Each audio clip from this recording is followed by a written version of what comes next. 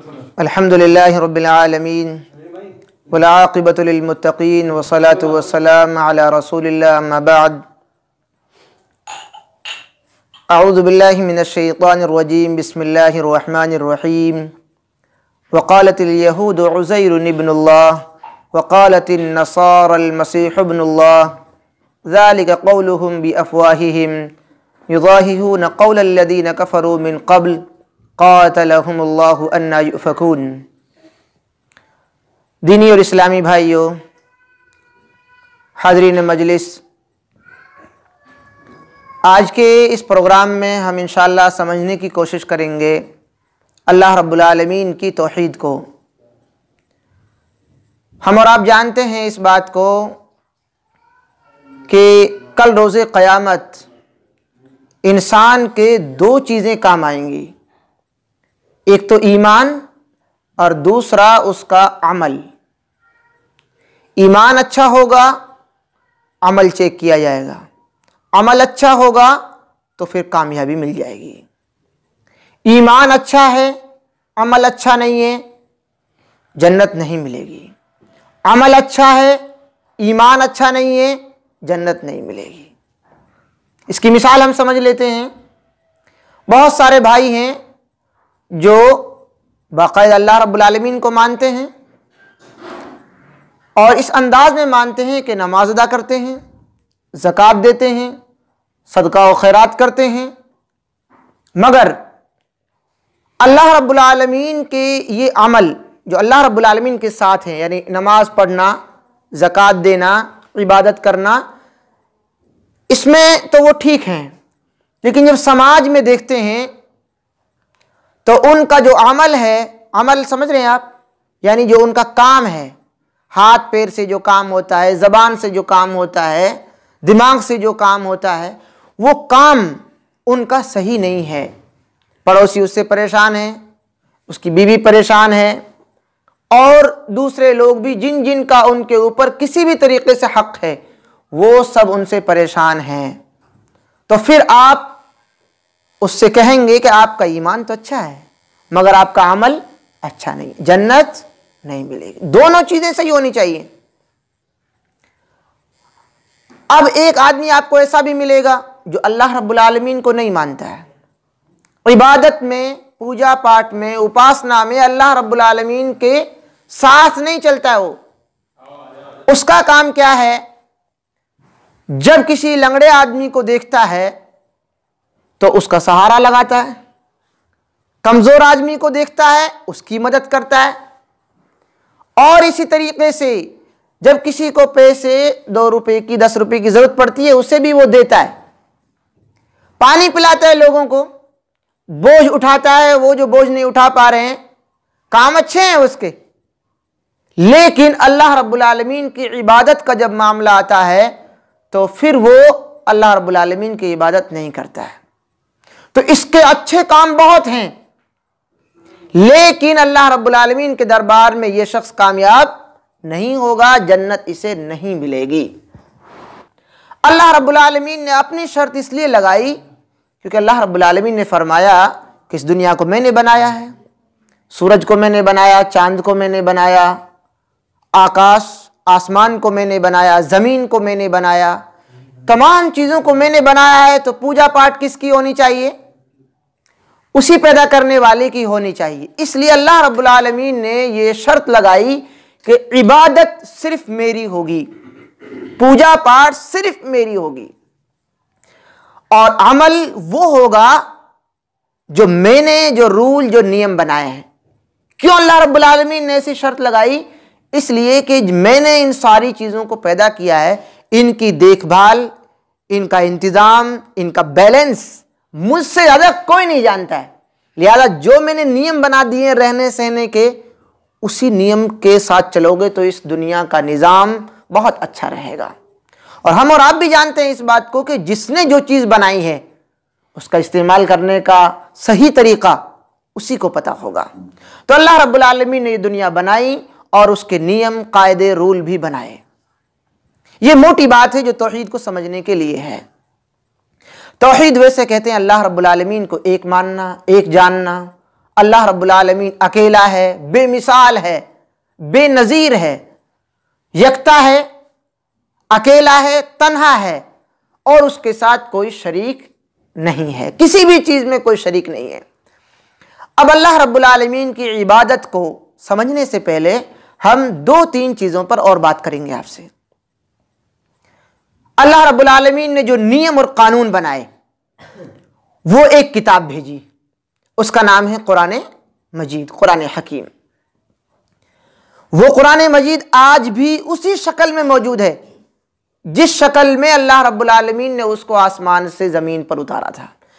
अब ये दावा सही है या गलत है, ये कहना, ऐसे तो बहुत दुनिया के लोग कह रहे हैं कि ये चीज़ यही सही है, ये किताब यही सच है, ऐसे तो बहुत लोग कह रहे हैं। कैसे समझा जाएगा? समझा ऐसे जाएगा, उसकी बहुत सारी मिसालें हैं। एक तो ऐसे समझा जाएगा कि इस कुरान मजीद के जो नुस्खे हैं, जो छपावट है, जो लिखावट है, वो आप चाहे चेन्नई की प्रेस में देखें या दिल्ली की प्रेस से देखें, आप उसको छपी हुई, मुल्क से, देश से बाहर निकलिए, आप कनाडा जाइए, अफ्रीका जाइए, मलेशिया जाइए, यूके जाइए, यूएस जाइए, सऊदी अरब जाइए, इजिप्ट जाइए, हर जगह पर जो कुरान मजीद छपा हुआ है उसका आपस में टैली कीजिए, मिलाकर देखिए। अगर वो एक है, इसका मतलब धरती वालों का उसमें अभी तक इंटरफियर नहीं हो पाया है। ऐसा लोगों ने बहुत देखा है, हर साल देखते हैं और उसकी न्यूज़ आती हैं। कुरान मजीद में कोई तब्दीली एक मात्रा की भी, ज़बर ज़ेर पेश की भी नहीं हो पाई। इसका मतलब कुरान मजीद आज भी अपनी असली शक्ल में मौजूद है। कुरान मजीद को ये जानने के बाद कि कुरान मजीद ही हक है और कुरान मजीद ही सही है और कुरान मजीद के अलावा और कोई किताब ऐसी नहीं है जो सही हो। दुनिया के अंदर जो जिंदा मजहब हैं बहुत सारे, जिन पर लोग जिनका अमल करते हैं, फॉलो करते हैं, जिनको, जैसे क्रिश्चियन है, बुद्धिस्ट है, यहूदीज़्म है, हिंदुइज़्म है, सूफीज़्म है, बहुत सारे ऐसे इज़्म हैं, बुद्धिस्ट है। वो तमाम चीज़ों पर आप देखते हैं लोगों को कि वो अपनी किताबें रखते हैं। उन किताबों को अगर आप देखोगे अलग अलग प्रकाशक से, पब्लिशर से, जहां से वो छपती हैं, तो आप अगर 5-6 को आपस में मिलाकर देख लीजिए। जैसे मैंने आपको मिसाल दी कुरान मजीद की, जैसे आप चेन्नई से और लखनऊ की या इसी तरीके से बम्बई की, कोलकाता की आप आपस में मिलाकर देखेंगे, ऋग्वेद को, सामवेद को, बाइबल को, बहुत फ़र्क मिलेगा आपको। एक और चीज़ बताएं आपको, मुसलमानों के दरमियान में बड़े इख्तिलाफ मिलेंगे आपको। बहुत सारे लोग आपस में एक दूसरे को काफिर तक कह देते हैं। ऐसे बड़े बड़े इख्तिलाफ आपको मिलेंगे, मगर जब कुरान मजीद को समझने की बात आएगी, उनके यहाँ जितनी भी किताबें हैं, जितने भी उनके यहाँ कुतुब खाने हैं, उनमें आप देखेंगे कुरान मजीद उनके यहाँ कैसा है, सबके यहाँ एक जैसा कुरान मजीद मिलेगा। ये कुरान मजीद की सच्चाई है। ये अल्लाह रब्बुल आलमीन ने जो कुरान मजीद में फरमाया है 14वें पारे में, इन्ना नहनु नज़्ज़लना ज़िक्रा व इन्ना लहू लहाफ़िज़ून, कि हमने ही इस कुरान मजीद को नाजिल किया है और हम ही इसकी हिफाजत करेंगे। ये उसका खुला सबूत है। कोई भी शख्स ये दावा नहीं कर सकता, बुद्धिस्ट में से, क्रिश्चियन में से, या इसी तरीके से हिंदुइज्म में से, सूफीज्म में से, यहूदीज्म में से, और भी दुनिया के अंदर जितने भी जिंदा मजहब पाए जाते हैं, जिनके मानने वाले लोग मौजूद हैं, वो अपनी धार्मिक कुतुब, किताबों के बारे में ये नहीं कह सकते कि वो बिल्कुल परफेक्ट हैं। अगर वो इस बात को कहते हैं, जैसे कि बाइबल वाले इस बात को कहते हैं कि हमारी किताब आज भी सुरक्षित है, महफूज है, उसके अंदर कोई तब्दीली नहीं हुई है, तो आप उनसे एक ही सवाल कीजिए कि फिर इस बाइबल को आप जब उठाकर देखेंगे तो चेन्नई, दिल्ली, कोलकाता की प्रेसों में जो बाइबल छपी है उसमें फ़र्क क्यों है? तो जवाब इसका नहीं दे पाएगा। लेकिन कुरान मजीद के ताल्लुक से आप ऐसे पूरी दुनिया के ताल्लुक से सवाल उठाइए, फिर भी आपको जवाब मिलेगा कि कोई फ़र्क नहीं है। UK, US, Canada, Africa, Hindustan, Bharat, Pakistan, Nepal, कहीं की भी कुरान मजीद में कोई फ़र्क नहीं है, चाहे मुसलमानों में कितने भी इख्तिलाफ हैं।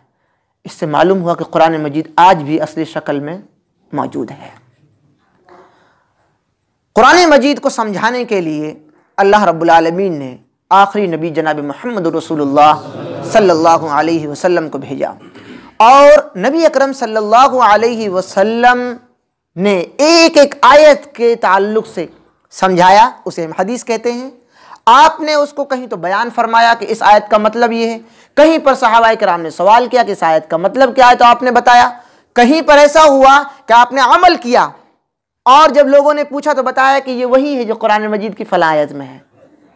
कहीं पर लोगों ने अमल किया और आप उस पर खामोश रहे, इसका मतलब वो भी दीन है, क्योंकि अगर वो गलत होता तो आप अपने वक्त में उसे टोक देते। तो नबी अकरम सल्लल्लाहु अलैहि वसल्लम की जिंदगी दीन इस्लाम की तफसीर, व्याख्या, उसकी डिटेल है। हम कुरान मजीद को समझते हैं तो नबी अकरम सल्लल्लाहु अलैहि वसल्लम की जिंदगी को पढ़े बगैर, समझे बगैर हम कुरान मजीद को नहीं समझ सकते। अब हम एक मरतबा समाज पर नजर डालते हैं, उसके बाद सीधे सीधे आपको तौहीद समझाएंगे। समाज में हम और आप जानते हैं कि दीन कहाँ है, कुरान में और हदीस में। अब हम आपसे पूछते हैं कि आप कुरान जानते हैं, तो आपका जवाब होगा हाँ। हम आपसे पूछते हैं कि आपने कुरान देखा है, तो आपका जवाब होगा हाँ। यहां तक तो आपका जवाब हाँ है। हम पूछते हैं कि आप ही ने बताया कि दीन इस्लाम दो चीजों का नाम है, एक कुरान और एक हदीस। कि आपने हदीस की कोई किताब देखी, तो आप थोड़ा सा सोचने पर रुकते हैं। दीन का एक बड़ा हिस्सा कुरान मजीद को भी उसी से समझा जाएगा। आपको बताया अभी कि नबी अकरम सल्लल्लाहु अलैहि वसल्लम की जिंदगी को समझे बगैर, जो कि हदीस में मौजूद है, उसको समझे बगैर आप नबी अकरम सल्लल्लाहु अलैहि वसल्लम की जिंदगी को पढ़े बगैर कुरान हकीम को नहीं समझ सकते। कुरान मजीद को तो आपको मालूम है, कुरान हकीम आप जानते हैं, लेकिन जब हम आपसे पूछते हैं कि हदीस क्या आप जानते हैं, तो आपका जवाब थोड़ा सा झिझक में होता है। आपने क्या हदीस की कोई किताब देखी है, तब भी थोड़ा सा आप झिझकते हैं। क्या हदीस की किसी किताब का नाम जानते हैं आप, तो आप थोड़ा सा रुकते हैं। हदीस की किसी किताब को आपने अभी तक खरीदा है, तो आप झिझकते हैं। इसका मतलब सीधा सीधा आपके पास अभी दीन आधा है। सीधा मतलब है आपके पास दीन कितना है, अभी आधा। अब हम फिर दोबारा से आपको ले चलते हैं जो आपको दीन बताते हैं। दीन कौन बताता है आपको? हाफिज, आलिम, मुफ्ती साहब, ये आपको दीन बताते हैं और आप इनकी इसी वास्ते से इज्जत करते हैं। और कोई जरिया नहीं है इज्जत करने का, सिर्फ इसीलिए इज्जत करते हैं आप क्योंकि वो दीन को आपके सामने बयान करते हैं। और कुछ है? और कुछ नहीं है। अब दीन इस्लाम को समझाने की वजह से आप उनकी इज्जत करते हैं। और उन्होंने आपको क्या नहीं बताया, 70 साल में देश आजाद हो गया, कि हदीस कहाँ है। ये नहीं बताया कि हदीस कहाँ है, हदीस का नाम क्या है, हदीस की कितनी किताबें हैं, हदीस कहाँ मिलेगी आपको, ये नहीं बताया आपको। आपके शहर में जो कुरान मजीद की किताबें हैं, जहाँ कुरान मजीद मिलती है, आप देखेंगे उन पे शादी की सामान मिलते हैं। तो आप कुरान मजीद कहाँ जाने हैं लेने के लिए? जहाँ शादी का सामान मिलता है, लाल खत मिलता है यहाँ पर, और जहाँ मुसल्ले वगैरह मिलते हैं, वहाँ पर आपको कुरान मजीद मिल जाता है। पढ़ाई लिखाई वाली किताबों पर आपको कुरान मजीद नहीं मिलता। इसका मतलब दीन के बताने वालों ने कमी की है। कुरान मजीद के ताल्लुक से अगर हम गहराई से सोचें और आप अपने दिमाग को थोड़ा खोल के देखें, तो आपको मालूम होगा कि बताने वालों ने कुरान मजीद को भी बहुत पीछे खींच लिया। और आपको क्या दिया हाथ में? 5 सूरा। आपको क्या दिया? 16 सूरा। 16 सूरा क्या चीज है? कुरान मजीद की 16 सूरतें। कुरान मजीद में 114 सूरतें। तो आप क्यों नहीं कहते कि जब कुरान मजीद घर में रखा हुआ है, हम उसी में से 16 सूरत को पढ़ लेंगे भाई, अलग से क्यों खरीदे हम?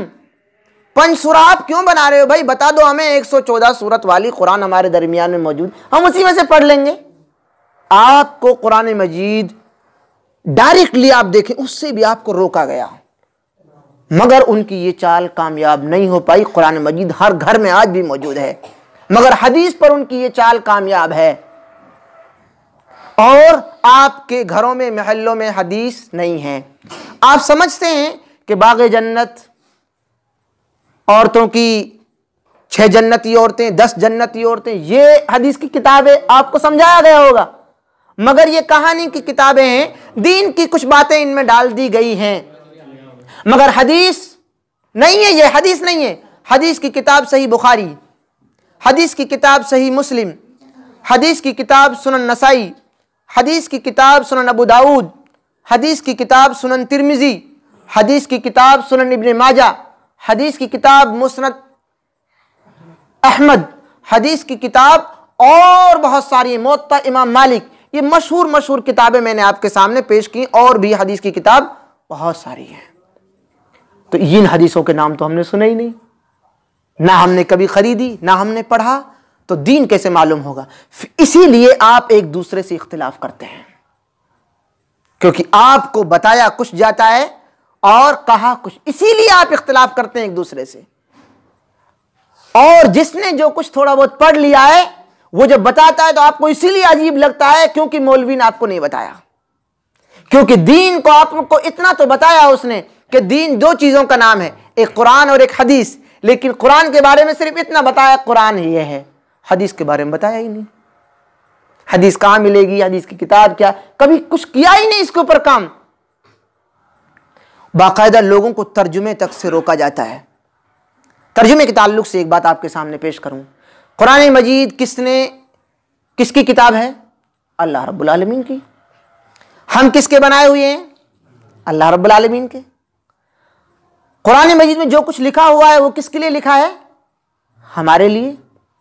हम पढ़े लिखे हैं कि अनपढ़? अनपढ़। ये किसको मालूम है? रब्बुल आलमीन को। कुरान मजीद ने कहा है इस बात को कि हमने किसी को भी मां के पेट से पढ़ा लिखा पैदा नहीं किया। वल्लाहु अखरजकुम मिन बुतूनि उम्महातिकुम ला तअलमून शैया। हमने किसी को भी किसी की मां से, मां के पेट से निकाला, एक हर्फ नहीं सिखाया उसको, बाद में सिखाया। ला तअलमून शैया। और अरबी ग्रामर में अगर आप जानने वालों से पूछेंगे तो शैया ये नकीर आया, इसके लिए ये लफ्ज का तर्जुमा ऐसा होगा कि कुछ भी नहीं जानता हो।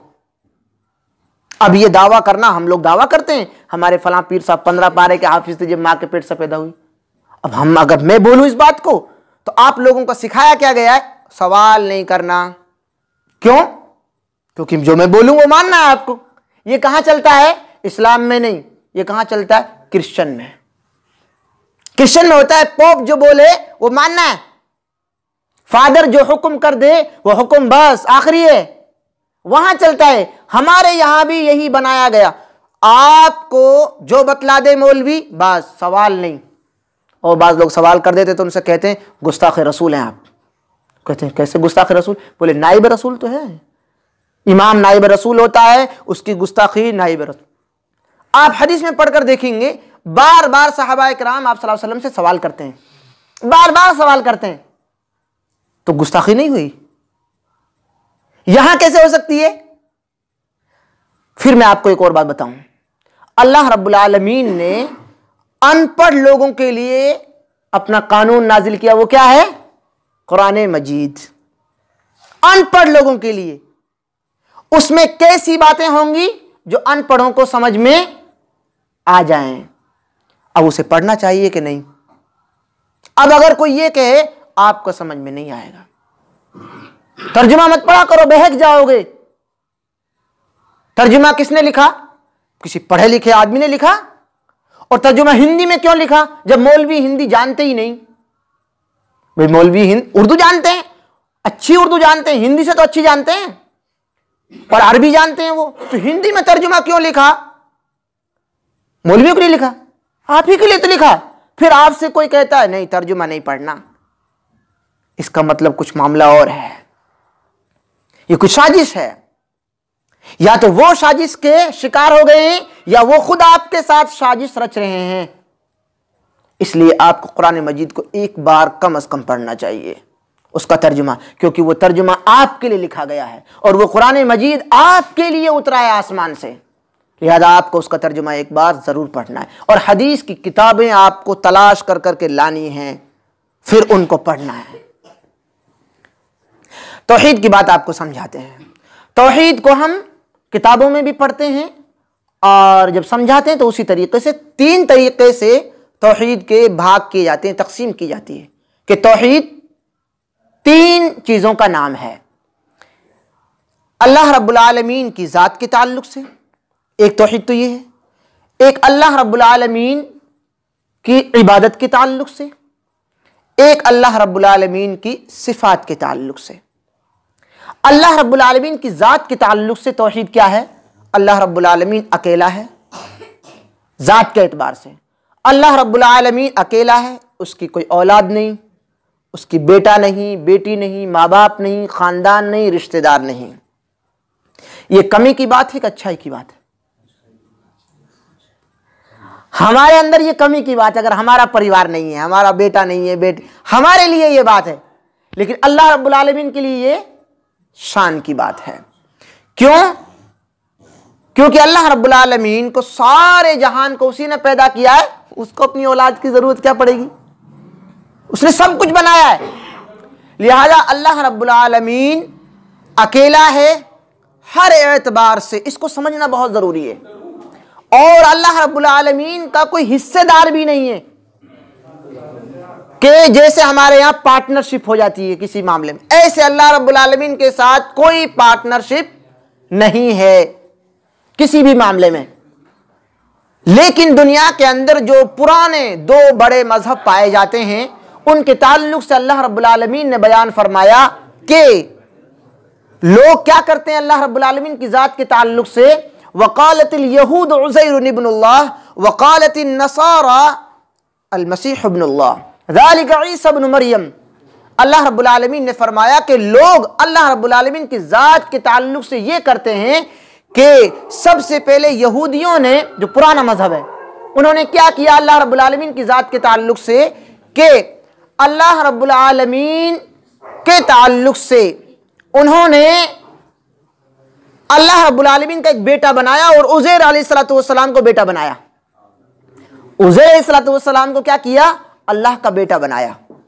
ये कुरान मजीद ने कहा वक़ालतिल यहूद उज़ैर इब्नुल्लाह, के यहूदियों ने बेटा बना लिया उज़ैर अलैहिस्सलातु वस्सलाम को अल्लाह रब्बुल आलमीन का। और उसके बाद में जो पुराना मजहब पाया जाता है क्रिश्चियन का, ईसाइयों का, उन्होंने उनका भी जवाब दिया कि ईसा अलैहिस्सलातु वस्सलाम को उन्होंने, ईसाइयों ने, अल्लाह रब्बुल आलमीन का बेटा बना दिया। यानी पार्टनरशिप बना दी कि अल्लाह रब्बुल आलमीन जो दुनिया को चला रहा है उसमें एक पार्टनर है, और वो कौन है? वो हमारा नबी यानी उज़ैर अलैहिस्सलाम। और ईसाइयों ने कहा कि हमारा एक पार्टनर है और उसका नाम क्या है? ईसा अलैहिस्सलातु वस्सलाम। अल्लाह रब्बुल आलमीन का पार्टनर बना दिया। अल्लाह रब्बुल आलमीन का यही शिरक है, और शिरक को मैं बर्दाश्त नहीं करूंगा। जब हम मुश्रिकीन मक्का को देखते हैं तो उन्होंने भी अल्लाह रब्बुल आलमीन के साथ पार्टनरशिप बनाई और कहा वजअलू लिल्लाहि शुरका अल जिन्ना व खरक़ू लहुम व बनीन व बनातिन बिगैरि इल्म सुब्हानहु व तआला अम्मा यसिफून। रब्बुल आलमीन ने फरमाया कि उन्होंने कहा इस बात को, वजअलू लिल्लाहि शुरका, अल्लाह रब्बुल आलमीन के लिए उन्होंने शरीक बना लिए, बहुत सारे पार्टनर बना लिए, और कहा कि जो फरिश्ते हैं, जिन हैं, ये बेटा और बेटियां हैं रब्बुल आलमीन के। ये कुरान मजीद इस बात की गवाही देता है। आप पढ़ते तो आपको समझ में आता कि अल्लाह रब्बुल आलमीन का कोई पार्टनर नहीं है। कुरान मजीद ने इस बात की भी गवाही दी कि वजअलू लहू मिन इबादिही जुज़आ, जुज़आ कहते हैं हिस्सा को, जुज़ हिस्सा। वजअलू लहू मिन इबादिही जुज़आ, बंदों में से कुछ लोगों ने अल्लाह रब्बुल आलमीन का हिस्सा बना लिया। लोगों ने क्या कहा? दुआ कौन सुनता है? किसी से पूछ लो, आप सब बताएंगे अल्लाह रब्बुल आलमीन सुनता है। लेकिन आप जब नीचे जाएंगे गहराई में, नहीं, दुआ तो नबी भी सुनते हैं। और नीचे जाएंगे, दुआ तो दरगाह पे भी सुनी जाती है। और नीचे जाएंगे आप तो कभी कभी तो मौलवी भी दुआ सुनता है आपकी। मौलवी कैसे सुनता है उसके लिए आप इनकार कर देंगे कि दुआ मौलवी से कोई नहीं मांगता। लेकिन मैं जहां तक समझता हूं मौलवी से आप लोग दुआ मांगते हैं। कितनी मर्तबा ऐसा होता है कि आप नमाज नहीं पढ़ते, कितने हमारे भाई ऐसे हैं जो नमाज नहीं पढ़ते और दीन के और भी जो काम है उनको नहीं करते हैं, और पाप उनके यहां बहुत मौजूद हैं, गुनाह बहुत मौजूद हैं। जब मामला आता है दीन का, सवाब का, तौबा का, तो क्या कहते हैं, मौलाना को बुला लो, थोड़ी देर हमारे घर पे आ जाएंगे और थोड़ा सा उनको कुछ देते हैं, फिर कहते हैं थोड़ा दुआ हुआ कर देना। तो गुनाह आप करें और तौबा कौन करे? ये क्रिश्चियन में चलता है। क्रिश्चियन में बाकायदा आप देखेंगे बाइबल में भी लिखा हुआ है, और वो लोग इस बात को प्रचार भी करते हैं कि तमाम ईसाइयों से गलतियां होती हैं और होती रहेंगी, और हर एक से होती हैं, हर एक इंसान से होती हैं। उनका मानना यह है कि ईसा अलैहिस्सलाम जो सूली पर चढ़े वो तमाम लोगों के पापों की तरफ से चढ़ गए, अब सबके पाप खत्म। तो बुखार आपको टेबलेट में ले लूं, झूठ आप बोलें और तौबा में करूं, नमाज में पढ़ूं, कितना आसान है। कमाओ आप, खाऊं मैं, ऐसा नहीं है, ना है ऐसा, ना चलता है, लेकिन बताया गया है आपको। आप धीरे धीरे उस तरफ जा रहे हैं, और बहुत सारे लोग तो बिल्कुल चले गए हैं कि वो इमामों से मांगते हैं, और बहुत सारे लोग नबी करीम सल्लल्लाहु अलैहि वसल्लम से मांगते हैं, और बहुत सारे लोग दरगाहों पे मांगते हैं, अलग अलग जगहों पे मांगते हैं।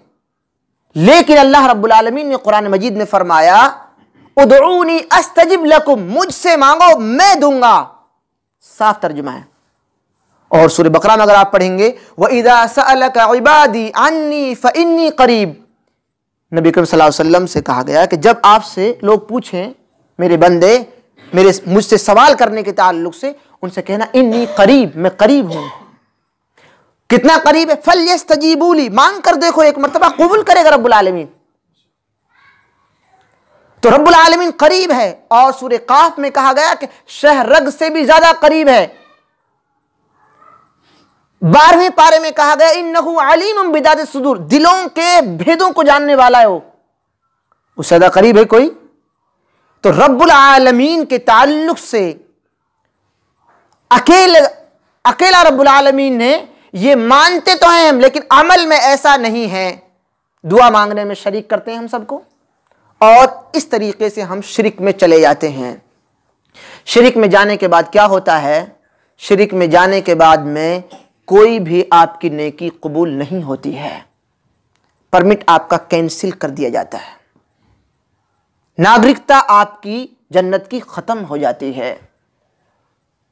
ईमान है वहां का, वहां जाने का, एंट्री का आपके पास ईमान होना चाहिए। और शिरक और ईमान आग और पानी, जमीन और आसमान। ईमान है, शिरक नहीं होगा, शिरक है, ईमान नहीं होगा। लेकिन हम और आपको ये समझाया नहीं जाता है। हम अल्लाह रब्बुल आलमीन को एक मानते हैं, लेकिन साथ साथ हम इस काम को करते हैं कि हम दुआएं औरों से मांगते हैं।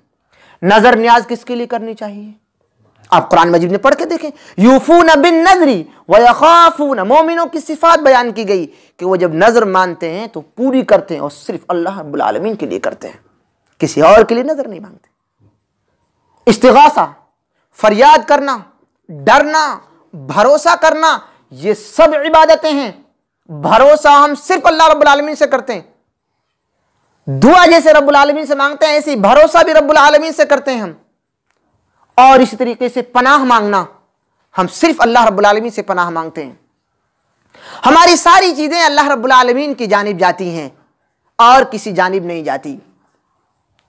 तो ये चीज कहां लिखी हुई है? हदीस में और कुरान में। शुरू में बताया हमने कि आपको हदीस और कुरान से दूर रखा गया है। आप सोचते हैं हम दूर हैं, नहीं, आप दूर नहीं है, दूर रखा गया है आपको।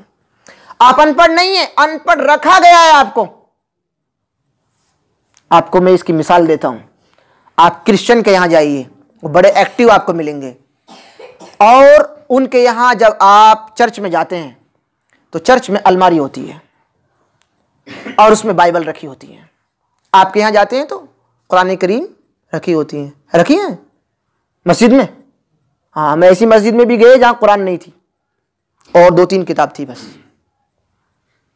हमने वहां कहा कि कुरान लाइए, उसका दर्स दे दें, वो कुरान ही नहीं थी। जो भी थी पुरानी, वो फटी थी। हमने कहा कि नई क्यों नहीं लाए? बोले ये घर से जिन घरों में थोड़ी बोसीदा हो जाती है वो ला के रख देते हैं, आप नहीं लाते कभी। वहां आप देखेंगे चर्च में, हमने देखा है वहां बाइबल रखी है, हर एक बंदे की अलग अलग। आपके यहाँ एक लिस्ट होती है, बताऊं किस चीज की? तरावी के लिस्ट होती है आपकी। तरावी के यहाँ लिस्ट बनती है आपकी, 200 रुपये, 50 रुपये, 300 रुपये, 400 रुपये की लिस्ट बनती है आपके यहाँ। हर मस्जिद में लिस्ट मौजूद है। कहां की लिस्ट मौजूद है? तरावी की है लिस्ट मौजूद, हर वहां मिलेगी आपको। ये चर्च में भी मिलती है, चर्च में लिस्ट मिलती है, मेरे चर्च के करीब कितने घर हैं, कौन कौन है, हर एक के नाम की बाइबल रखी है। जब वो पीरियड में आता है, फादर उसको पढ़ता है, हर एक को अपनी बाइबल लेके बैठना है, हर एक को अपनी बाइबल लेके बैठना है। और वो पढ़ा लिखा हो या इससे लेन देन नहीं, खोलेगा उसे, वो बताएंगे पेज नंबर, बगल वाला उसे खुलवाएगा उंगली। ये हमें कैसे पता चला? दावत देने जाएंगे ना आप किसी को कई मर्तबा, वो घर में से बाइबल लिखा कि आपको सबूत दिखाएगा, बोले ये, आप उसे क्या कीजिए, 2 पेज पलट के बोले इसका जवाब यहां है। हमने उनसे ये कहा, वहां निशान नहीं लगा था। बोले ये तो आता ही नहीं मुझे। बोले आप देखो ना पढ़ के। बोले पढ़ना नहीं आता। फिर आपने निशान कैसे लगाया? बोले वो तो वहां लगा है चर्च में। आपके यहाँ कुरान मजीद में निशान लगा हुआ है ऐसा? ये जो मैंने आयतें पढ़ी है, ये निशान वाली आयतें थी कि अल्लाह रब्बुल आलमीन के साथ दुनिया के लोगों ने क्या क्या खिलवाड़ किया है, रब्बुल आलमीन को मानने के ताल्लुक से क्या क्या गड़बड़ियां हैं, यहूदियों ने क्या गड़बड़ी की, ईसाइयों ने क्या गड़बड़ी की, वो आपको बताया। और मुश्रिकीन मक्का ने क्या कहा कि ये फरिश्ते और जिन ये अल्लाह रब्बुल आलमीन के बेटे और बेटियां हैं। कुरान मजीद ने कहा ये ऐसा नहीं है, मेरा कोई बेटा नहीं है। कुल हुवल्लाहु अहद अल्लाहु समद लम यलिद वलम यूलद वलम यकुल लहू कुफुवन अहद। ये इन सारी चीजों का जवाब दिया गया, लेकिन आपने इन आयतों पे कभी निशान लगाया? कभी आपको बताया ही नहीं गया। इसीलिए मैंने कहा कि आपको अनपढ़ रखा गया है, आप अनपढ़ नहीं है, रखा गया है आपको अनपढ़। आपके यहां कुरान मजीद में कोई निशान नहीं मिलेगा। निशान मिलेगा तो पैसा रखने का निशान दादी छुपा देती थी। एक वीडियो आई थी कि बोले कुरान में क्यों छुपाते हो? बोले इसलिए कि कुरान कोई देखता ही नहीं। ये हाल है हमारे यहां का। तो अल्लाह रब्बुल आलमीन की इबादत के ताल्लुक से ये बहुत सारी चीजें पाई जाती हैं। और आखिरी जो आयत पढ़ी थी हमने, वजअलू लहू मिन इबादिही जुज़आ, कुरान मजीद ने इस बात को नोट किया, जुज़आ हिस्सा। बंदों में से बाज लोग हिस्सा बना देते हैं रब्बुल आलमीन का हिस्सा। कैसे बनाते हैं? जैसे यहूदियों ने बनाया उज़ैर अलैहिस्सलाम को हिस्सा, बेटा बनाया रब्बुल आलमीन का, और ईसाइयों ने ईसा अलैहिस्सलाम को बनाया, और मुश्रिकीन ने क्या बनाया? फरिश्तों के ताल्लुक से कहा कि वो रब्बुल आलमीन की बेटियां हैं, जिन्नों के ताल्लुक से कहा कि वो बेटे बेटियां हैं। और इस वक्त के लोगों ने भी बनाया। इस वक्त के लोगों को आप देखेंगे, आपके यहां अब्दाल मानते हैं लोग, कुतुब मानते हैं यहां आपके यहां, यही तो वो हिस्सा है। अब्दाल की परिभाषा, उसकी तारीफ अगर आपने पढ़ ली और आप थोड़ा बहुत भी इस्लाम को जानते हैं तो आप आधे से जमीन से खिसक जाएंगे। अब्दाल के ताल्लुक से लोगों ने लिख रखा है, उसे एक एरिया दिया जाता है, उस एरिया की उसे पूरी अथॉरिटी दी जाती है कि आसमान से कौन सी आफत इस एरिया में नाजिल होगी या नहीं होगी, यह फैसला करेगा अब्दाल। ये हिस्सेदारी नहीं है। वो चाहे तो समंदर के ऊपर चल सकता है, वो चाहे तो आपकी दुआ कबूल कर सकता है। वाकयात आपने सुने होंगे, शेर की सवारी करना और अजान यहां और जमात मक्का में। ऐसी अब्दाल के ताल्लुक से बहुत सारी कहानियां हैं और नेट पे आपको बेशुमार तकरीरें मिल जाएंगी। आपको कहा जाता है नबी सल्लल्लाहु अलैहि वसल्लम से मोहब्बत करो। मोहब्बत का एक और लफ्ज इस्तेमाल किया था, इश्क करो, आशिक बन जाओ, ये लफ्ज इस्तेमाल किए जाते हैं, मगर ये नहीं बताया जाता कैसे करनी है। ये नहीं बताया जाता आपको, सिर्फ कुछ तरीके हैं वो बताए जाते, अंगूठे चूम लेना बस। नबी अकरम सल्लल्लाहु अलैहि वसल्लम से कैसे मोहब्बत करते थे सहाबा इकराम, वो हमें जानना है। कैसे मोहब्बत करनी है अपनी मां से, ये हम और आप जानते हैं। मां जो कहे उसे मानना है और उसकी इज्जत करनी है, उसको डांटना नहीं है, उसके सामने ऊंची आवाज से नहीं बोलना है। लेकिन हम आए और मां को 100 रुपए दे के चले जाएं, बोले अपना हिसाब कर लेना खुद, देखभाल ही नहीं है कुछ, ये तो मोहब्बत नहीं है। हमारा खेल, हमारा अपना गेम वो आगे आ जाए और हम माँ की बात ना माने, माँ कोई सामान मंगाए उस वक्त ना लाएं, माँ को परेशानी हुई उस वक्त हम ना दिखाएं, बोले पैसा दे देता हूं मैं, ये कैसी मोहब्बत है? तो मोहब्बत को समझना है, वो कहां मिलेगी आपको? सहाबाए किराम की जिंदगी में। तो अल्लाह रब्बुल आलमीन की ज़ात के ताल्लुक से इस तरह की खराबियां हमारे यहाँ पाई जाती हैं। अब्दाल मानते हैं लोग, और वो भी हिस्सा है, रब्बुल आलमीन का हिस्सा मानते हैं उसे, एरिया है। यहां तक लिखा हुआ है अगर वो गंदगी खा रहा है अब्दाल, तो आपको ये समझना है कि कुछ अच्छी चीज खा रहा होगा, क्योंकि उसके पास कई तरह के इल्म है उसके पास अलग अलग। ऐसे ही आपके यहां दरगाहों को ताल्लुक से भी यही है, हिस्सा बनाया गया है, क्योंकि वो दुआ सुनकर फिर ऊपर पहुंचाएंगे,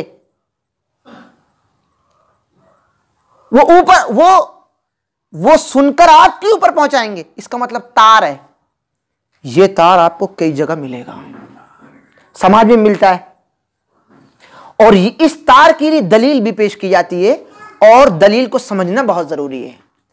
अल्लाह रब्बुल आलमीन के प्यारे पैगंबर जनाब मोहम्मद रसूलुल्लाह सल्लल्लाहु अलैहि वसल्लम के दौर में भी आपको कुछ ऐसी दलीलें मिलेंगी कि सहाबाए किराम बीमार हैं और वो कह रहे हैं कि आप भी मेरे लिए दुआ करो। इसका मतलब क्या है? मैं तो कर रहा हूं, आप भी करो, दो दुआएं पहुंचेंगी तो रब्बुल आलमीन सुनेगा। लेकिन ऐसा कोई सबूत नहीं मिलता कि मरने के बाद किसी से कहा गया हो कि अब आप दुआ करो। अब मरने के बाद कौन दुआ करेगा? लेकिन हमारे यहां क्या है, जिंदों से तो कहा ही जाता है, मरने वालों से भी कहा जाता है कि आप दुआ कर दो, अब तो करीब हो गए हो। तो जेल में क्या कोई सरकार से करीब हो जाता है? या अदालत में अगर कोई चला जाए तो वो सरकार से करीब हो जाएगा? अदालत में जाना मतलब कब्र में जाना, वो हिसाब किताब के कटखड़े में है, अब वो कुछ नहीं है उसके साथ।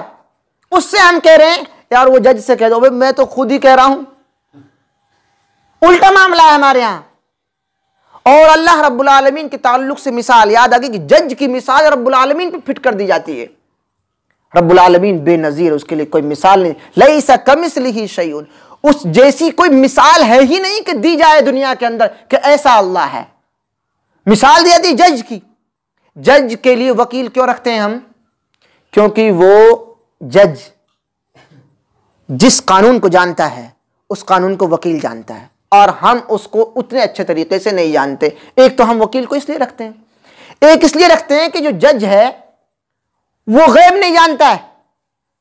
अगर वो गैब जानता तो हम वहां जाते ही नहीं, वो पहले ही फैसला कर देता भाई साहब आपके साथ गलत हो रहा है, हमें पता सब, हमें वकील करने की जरूरत नहीं पड़ती, मुकदमा डालने की जरूरत नहीं पड़ती हमें, वो पहले ही फैसला कर देता वहां से, फला महल्ले में फला चौराहे पर एक गली में ऐसा अन्याय हो रहा है।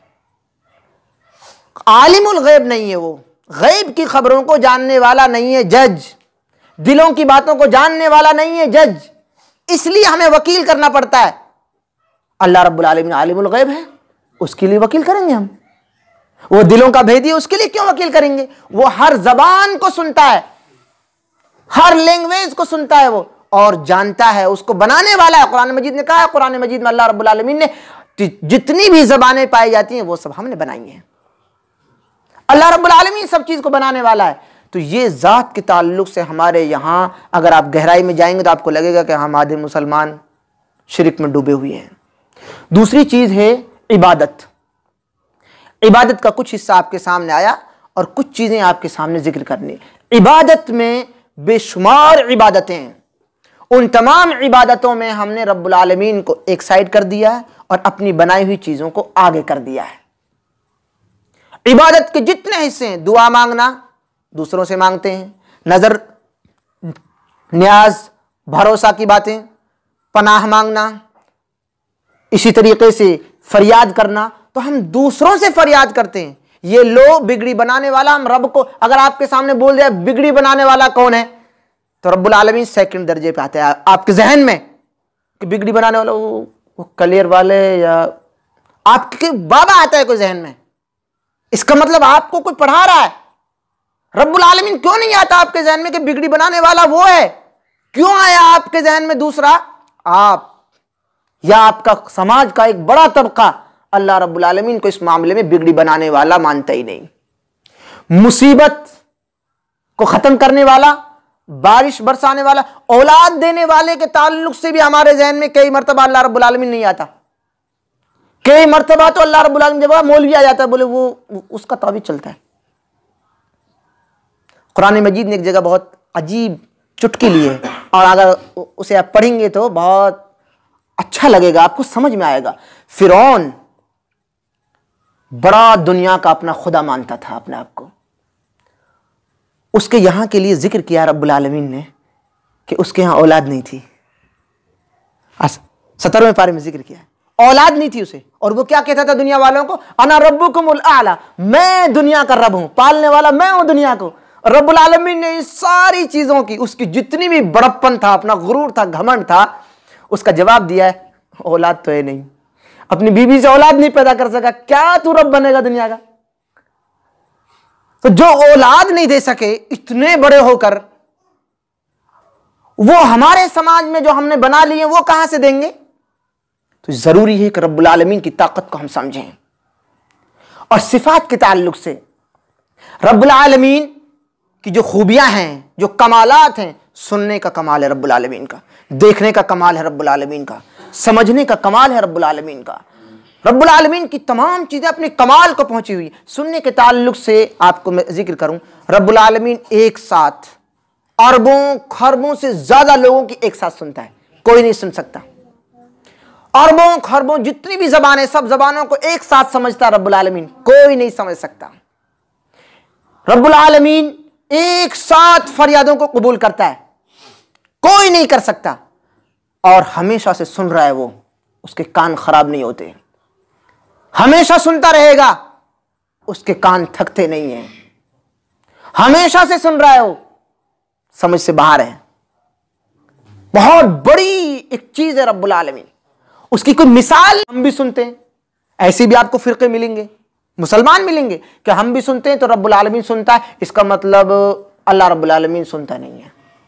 देखिए आप, कुरान मजीद ने क्या कहा, उस जैसी कोई मिसाल नहीं दी जा सकती, उस जैसा कोई नहीं है। इस आयत को पकड़ के क्या कहते हैं, रब्बुल आलमीन सुनता नहीं, हम भी सुनते हैं। अगर हम ये मान लें कि रब्बुल आलमीन सुनता है, इसका मतलब तो फिर एक जैसा हो जाएगा मामला। तो फिर वो फैसला करते हैं कि रब्बुल आलमीन नहीं सुनता। अब नहीं सुनता तो क्या करना पड़ेगा, सुनाना पड़ेगा।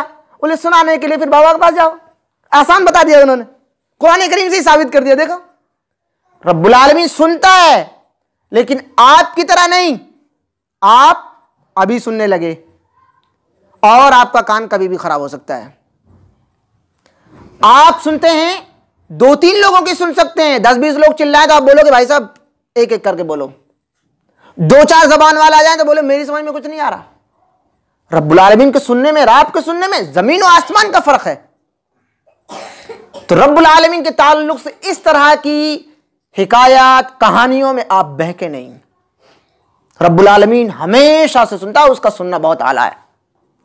इस तरह की मिसालें देकर रब्बुल आलमीन के जो कमाल हैं उनसे लोगों ने खत्म कर दिया। कुरान मजीद का तर्जुमे में बाद लोग वो गलती करते हैं, जैसे यद है, रब्बुल आलमीन का हाथ है।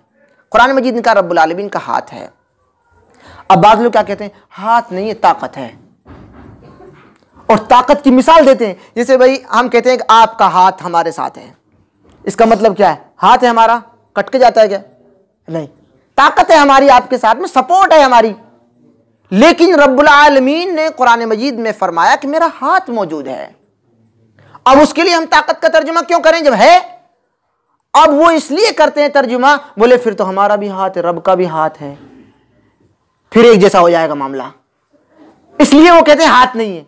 जबकि हम ये कहते हैं कि रब्बुल आलमीन का हाथ मौजूद है, अब हमें नहीं पता कैसा है। भाई कुरान मजीद ने एक जगह समझाया भी है, मैं अपनी बात को समेट रहा हूं। रब्बुल आलमीन ने सूरह ज़ुमर में समझाया है कि मेरा हाथ कैसा है। वमा क़दरुल्लाह हक़ क़द्री, रब्बुल आलमीन की जैसी कदर करनी थी लोगों ने ऐसी कदर नहीं की। वमा क़दरुल्लाह हक़ क़द्री वल अर्दु जमीअन क़ब्ज़तुहु यौमल क़ियामति वस्समावातु मत्विय्यातुन बियमीनी। रब्बुल आलमीन का हाथ इतना बड़ा है कि वो अपने सीधे हाथ में 7 जमीनों और 7 आसमान को लपेट लेगा कल रोज़े क़यामत। कितना बड़ा हाथ होगा ये, आप ये बेड शीट नहीं लपेट सकते। रब्बुल आलमीन सातों जमीन को, सातों आसमान को, मतवियातुम माने लपेट लेगा सीधे हाथ में। कितना बड़ा हाथ है, और उसकी लोग आप लोगों को बहकाते हैं, गुमराह करते हैं, बोले आप ही जैसे सब। और अगर ऐसा बयान कर देते तो लोग कहते हैं देखो अल्लाह रब्बुल आलमीन के अंदर ये कमी कर रहा है, यही गुस्ताख है। तो आप समझ जाते हैं हाँ गुस्ताख है, चलो इनसे हम इनसे सलाम भी नहीं करेंगे क्योंकि निकाह टूट जाएगा। हाँ, ऐसा लोगों ने बयान किया है आपके शहर में कि उनसे मत बोलना, क्योंकि वो नबी की गुस्ताखी करते। नबी की गुस्ताखी कैसे करते हैं? वो ऐसे ही समझाते हैं आपको घुमा घुमा कर, क्योंकि आपको दूर कर रखा है हदीस से, आपको दूर कर रखा है कुरान मजीद के तर्जुमे से। तो समझना आपको है कि आप जब इस बात को कहते हैं कि दीन इस्लाम कुरान में मौजूद है, हदीस में मौजूद है, तो आप उसे पढ़ते क्यों नहीं? वो दीन आपके लिए है। क्या अल्लाह रब्बुल आलमीन को नऊज़ बिल्लाह ये बात नहीं मालूम कि दुनिया में अनपढ़ लोग हैं? तो आपके लिए इतनी कठिन और मुश्किल किताब भेजी कि सिर्फ उसको मौलवी पढ़ सके, मुफ्ती साहब ही समझ सके उसे। क्या अल्लाह रब्बुल आलमीन को नऊज़ बिल्लाह ये नहीं मालूम कि क़यामत तक अनपढ़ लोग रहेंगे दुनिया के अंदर और हर एक का हिसाब किताब होगा? ऐसा नहीं है कि पढ़े लिखे का हिसाब किताब होगा और अनपढ़ लोग कहीं चले जाएं, नहीं, हर एक का हिसाब होगा। क्यों? रब्बुल आलमीन एक शर्त लगाई कि हर उस शख्स का हिसाब होगा जिसके लिए हमने अकल दी है, पागल का हिसाब नहीं होगा। इसका मतलब कुरान मजीद को हर वो शख्स समझ सकता है जिसके पास अकल है। बात समझ में आई कि नहीं आपको? तो कुरान मजीद को पढ़ा जाए। आज के पूरे बयान का खुलासा यह है कि हमें दीन से दूर रखा गया है। हम समझते हैं कि हम दीन से दूर हैं, यह गलत फहमी है। हम ये समझते हैं कि हम कुरान मजीद को नहीं समझ सकते हैं, जबकि यह गलत है। कुरान मजीद को हम सब समझ सकते हैं। कुरान मजीद का तर्जुमा नहीं पढ़ना चाहिए, ऐसा एक भ्रम फैलाया गया है, जबकि हकीकत यह है कि कुरान मजीद को हर एक को पढ़ना चाहिए, उसका तर्जुमा हर एक समझ सकता है। मौलवी किस लिए होता है फिर, जब सब समझ सकता है? तो ये एक सवाल है आखिरी हमारा। जब सब आदमी सब कुछ समझ लेगा तो फिर मौलवी मौलवी क्या करेगा? तो आप समझ सकते हैं कि किसी मसले को आपको शॉर्ट में समझना है, जल्दी समझना है, तो आप मौलवी के पास जाएंगे, बोले ये वाली चीज हमने पढ़ी, यहां पर एक और जगह पढ़ी तो वो ऐसी थी, दोनों को समझाइए। ये काम कौन करेगा? यही तो मौलवी करेगा। आप किताब में देखते हैं ना, आप 10वीं 12वीं की जितनी भी किताब है, आपकी जो सिलेबस की किताब है, टीचर क्या करे? अगर वो जो किताब में लिखा है वही आपको पढ़ा दे तो टीचर का क्या फायदा?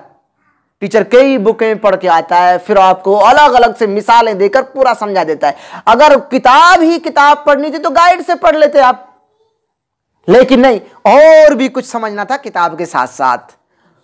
तो मौलवी का काम क्या है? कुरान मजीद की उन आयतों को जिनको आप एक साथ नहीं पढ़ सकते उनको जमा कर दे और फिर आपको समझाए, और आप टोकने की, सवाल करने की ताकत रखते हों। नहीं नहीं, यहां आपने ऐसा बोला, ऐसा तो वहां लिखा है, तो आपको समझाएगा हाँ सही, बिल्कुल ऐसा वहां भी लिखा है, उसका मतलब ये, ऐसा यहां लिखा है, इसका मतलब ये है। तब आपको दीन समझ में आएगा। अगर आपको इतना भी नहीं बताया गया है कि आप सवाल कर सकें, तो इसका मतलब ये है कि अब आप सही मानों में अंधभक्त बन गए हैं। अब आपको जैसा चाहे मौलवी चलाएगा। इसी के ताल्लुक से मैं अपने बयान की आखिरी बात कहूं। अल्लाह के रसूल सल्लल्लाहु अलैहि वसल्लम ने फरमाया, जिसको अल्लाह रब्बुल आलमीन ने कुरान मजीद में नकल फरमाया कि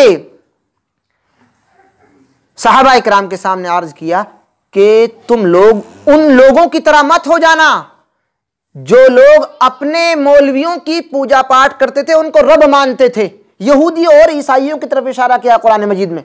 सहाबा इकराम ने कहा ऐसा तो नहीं करते थे हम।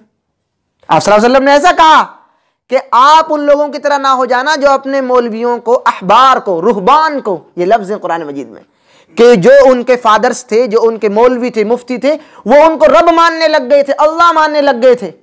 और जो सहाबा इकराम थे वो क्या थे? कुछ लोग तो यहूदी भी हुए थे मुसलमान, कुछ ईसाई थे वो मुसलमान हुए थे। उन्होंने फौरन सवाल किया, ऐसा तो नहीं था जैसे आप कह रहे हैं, हम तो रब नहीं मानते थे अपने मौलवियों को। अल्लाह रब्बुल आलमीन के प्यारे पैगंबर ने फरमाया कि जो पादरी कहते थे कि ये हक है, आप उसे हक मानते थे? बोले हाँ। जो कहते थे कि ये हलाल है, आप हलाल मानते थे? बोले हाँ, ये तो करते थे। बोले जिसकी वो कहते थे कि ये हराम है उसे आप हराम मानते थे? बोले हाँ। तो फिर रब मानना कैसा हुआ?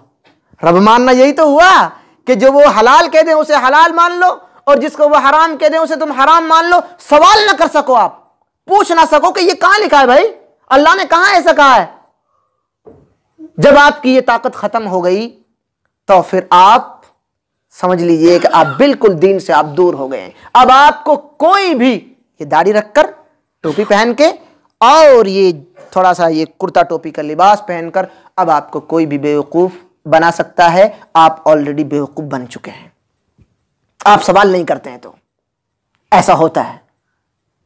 इसीलिए बहुत जरूरी है कि आप इतना तो कम से कम पढ़ें, जो बोला जाता है उसके ऊपर कुछ तो जाने आप, ताकि आप पूछ सकें।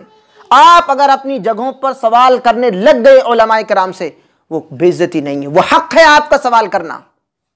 सहाबाए किराम ऐसा सवाल करते थे नबी अकरम सल्लल्लाहु अलैहि वसल्लम से, आपको भी पूछना चाहिए। अदब के दायरे में पूछिए। मौलाना साहब आपने जो ये तकरीर में ये जो आपने ये वाकया बताया, ये वाकया नबी अकरम सल्लल्लाहु अलैहि वसल्लम की कौन सी किताब में मौजूद है? आप हमें बता दीजिए ताकि हम अपने बच्चों को पढ़ा सकें। आपको कई तरीके से आपको डांटा जाएगा, भगाया जाएगा आपको, तब आपको लगेगा कि सही कहा गया था। सवाल करेंगे जब आप, भगाया जाएगा और डांटा जाएगा, मस्जिद से आपको निकाला जाएगा, क्या सवाल ना करें? इस वजह से सवाल करेंगे अपने हक के लिए, अपनी कब्र के लिए। हमें सही जानकारी लेनी है तो आपको सवाल करना होगा। ये तौहीद के ताल्लुक से चंद बातें थी। फिर इंशाअल्लाह मौका मिला तौहीद के बारे में और मज़ीद बातें आपके सामने पेश करने की कोशिश करूँगा। रब्बुल आलमीन से दुआ गो कि इलाहुल आलमीन मुझे हक़ कहने और जो कुछ कहा है अगर वो हक़ है, इलाहुल आलमीन हम सब को उसे कबूल करने की तौफ़ीक़ नसीब फरमा। इलाहुल आलमीन सही अंदाज में उसमें उस पर अमल पैरा होने की तौफ़ीक़ नसीब फरमा।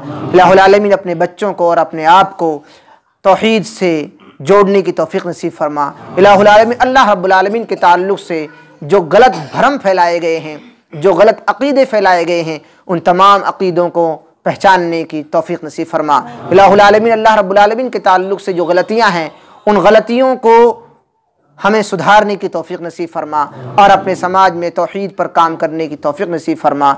व सल्लल्लाहु तआला अला खैरि खल्क़ि मुहम्मदिन व आलिहि व सहबिहि अजमईन व आखिरु दाअवाना अल्हम्दुलिल्लाहि रब्बिल आलमीन।